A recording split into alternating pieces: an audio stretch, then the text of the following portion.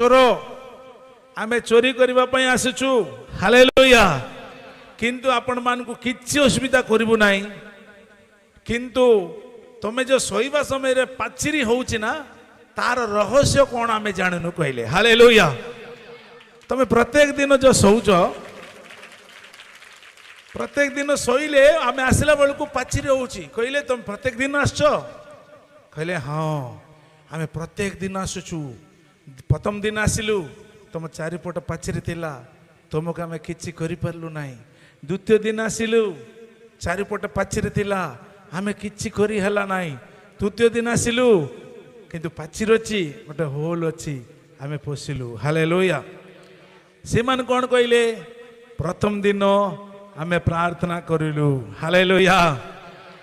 प्रथम दिन आमे प्रार्थना करिलु प्रभु आम चारिपटे पाचिरी देले। द्वितीय दिन प्रार्थना करलु प्रभु आम चारिपटे पाचिरी देले।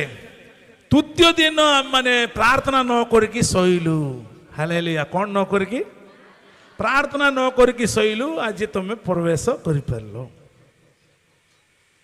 केते लोक बुझुचंती हालेलुया बुझुचंती ना बुझुनांती हालेलुया।